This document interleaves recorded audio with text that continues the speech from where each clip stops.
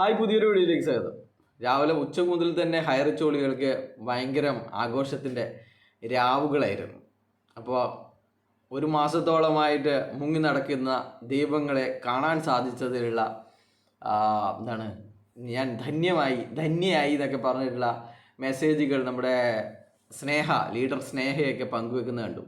എൻ്റെ ജീവിതം ധന്യയായി എന്നൊക്കെ പറഞ്ഞിട്ട് പ്രതാപൻ സാറെ കാണാൻ പറ്റി.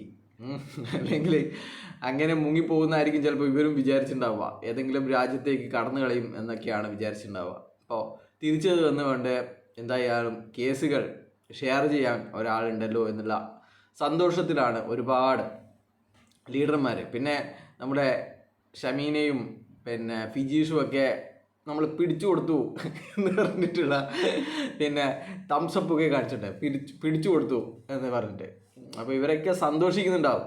അല്ലെങ്കിൽ പെട്ടുപോകുന്നത് ഇവരായിരുന്നേനെ.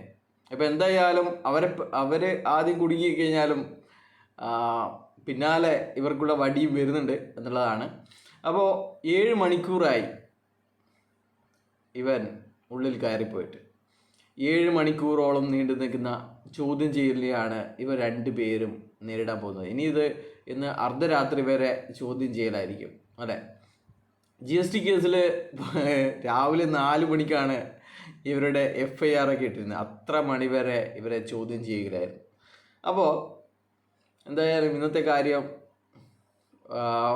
കടുപ്പാണ്, ഇന്ന് തിരിച്ചു വരുന്ന കാര്യം.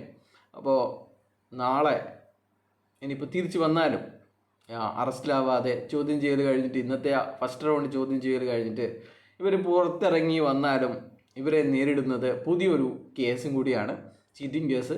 അല്ലെങ്കിൽ ഇവരൊക്കെ കഴിഞ്ഞ 6 മാസമായിട്ട് പണം തിരിച്ചു തരാം എന്ന് പറഞ്ഞിട്ട് ഇവരെ പറ്റിച്ചിട്ടുണ്ടായിരുന്നു. അപ്പോൾ ആ കേസ് ഇന്ന് കണ്ണപുരം പോലീസ് സ്റ്റേഷനിൽ പുതിയൊരു FIR ഇവർക്കെതിരെ രജിസ്റ്റർ ചെയ്തിട്ടുണ്ട്. 13 ലക്ഷത്തിൻ്റെ ചീറ്റിംഗ് കേസാണ്.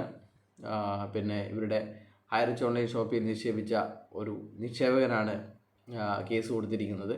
അപ്പോൾ ഈ ഒരു കേസും കൂടി ആയിരിക്കാം നാളത്തെ വിധിയിൽ മുഴച്ചു നിൽക്കുന്നത്. ഇത് ഇതുവരെ രജിസ്റ്റർ ചെയ്യപ്പെട്ടതിൽ വെച്ച് ഏറ്റവും വലിയൊരു കേസ് കൂടിയാണ്. അപ്പോൾ എന്തായാലും നാളത്തെ മുൻകൂർ ജാമ്യാപേക്ഷ തള്ളിയതായിട്ട് നമുക്കൊക്കെ കരുതാം. ഇവർ അടുത്ത റൗണ്ട് ക്വസ്റ്റ്യൻ ചെയ്യൽ കഴിഞ്ഞിട്ട് എന്തായാലും അറസ്റ്റ് വരിക്കും. ഇനിയിപ്പോൾ ഒരു തിരിച്ചുവരവ് ഇല്ല എന്ന് തന്നെ നമുക്ക് പറയാൻ പറ്റും. എന്തായാലും നല്ല കാര്യങ്ങളാണ്. ഈ നിയമത്തെ ധിക്കരിച്ച് ഇവർക്ക് അധിക നാൾ പോകാൻ പറ്റില്ല എന്നുള്ള തിരിച്ചറിവ് ഹൈറിച്ച് ജോലികൾക്ക് ഉണ്ടായാൽ അത്രയും നല്ലത് എന്ന് മാത്രമേ പറയാനുള്ളൂ. ബൈ.